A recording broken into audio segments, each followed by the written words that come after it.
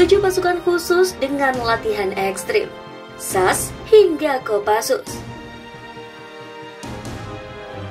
Beberapa waktu lalu, seorang kandidat pasukan elit Angkatan Laut Amerika Serikat Navy SEAL, Kyle Mullen, meninggal dunia.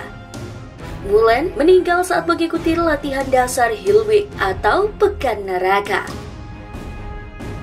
Latihan ekstrim ini tak hanya dirasakan oleh calon prajurit Amerika Serikat. Beberapa negara lain juga memiliki latihan ekstrim untuk kandidat pasukan khusus mereka. Yang pertama, SAS Inggris. Latihan seleksi ekstrim pasukan elit Special Air Service atau SAS pernah memakan korban pada tahun 2013. 3 kandidat yang mengikuti latihan seleksi pasukan SAS di Brecon Beacons, Wales Selatan meninggal dunia. Mereka meninggal setelah menjalani ujian di medan berat dengan suhu 30 derajat Celcius. Mereka juga harus membawa beban seberat 27 kilo kala menempuh medan itu. Ketiga prajurit ini meninggal setelah menjalani latihan sejauh 26 km di Brecon Beacons. Yang selanjutnya, Navy SEAL Amerika Serikat. Pasukan khusus Amerika Serikat Navy SEAL dikenal memiliki latihan ekstrim yang disebut Hell Week atau Pekan Neraka. Dalam latihan ini, peserta hanya boleh tidur kurang dari 4 jam. Mereka juga harus berlari, berenang, mengayuh, membawa perahu ke kepala mereka, melakukan sit-up, push-up, dan berbagai latihan berat lain. Mengutip laman resmi AL Amerika Serikat, latihan ini biasanya dilakukan selama 5,5 hari. Yang ketiga, Sayate 13 Israel. Mengutip laman resmi pasukan pertahanan Israel atau IDF, Sayate 13 merupakan unit komando laut yang beroperasi di laut, darat, dan udara. Prajurit yang ingin masuk ke unit ini harus melewati gabungan latihan infanteri dengan spesialisasi di bidang perang laut, menyelam, dan pengoperasian kapal khusus. Yang selanjutnya ada Kopassus Indonesia. Komando Pasukan Khusus atau Kopassus merupakan pasukan elit di Indonesia. Pasukan ini melakukan latihan duper. Dalam latihan tersebut, prajurit harus menghindari peluru yang ditembakkan sembari merangkak ke lumpur. Selain harus menghindari peluru, pasukan Kopassus juga harus berlatih di dalam hutan dan melakukan latihan terjun payung. Yang kelima ada SAS Air Australia.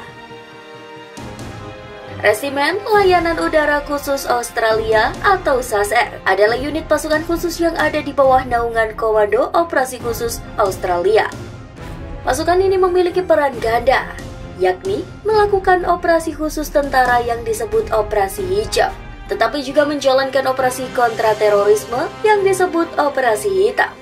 Seleksi 3 pekan untuk menjadi bagian SAS Air adalah merupakan neraka di bumi. Ada prajurit yang mengalami patah punggung dan leher, dan hanya 15% kandidat yang lolos dengan persetujuan instruktur. Yang keenam ada GIGN Perancis. Mengutip The Independent, Groupe d'Intervention de la Gendarmerie Nationale atau GIGN merupakan pasukan khusus Prancis yang dibentuk setelah kegagalan dalam kasus penyanderaan atlet Olimpiade Israel saat Olimpiade Munich pada tahun 1972.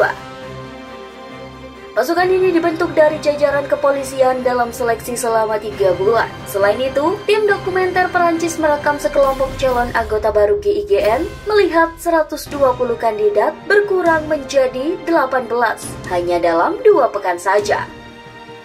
Para kandidat juga harus menerima tinju hukuman dari prajurit terlatih. Yang ketujuh ada NZSAS di Selandia Baru. Unit Layanan Udara Khusus Selandia Baru atau NZSAS merupakan unit pasukan khusus Selandia Baru.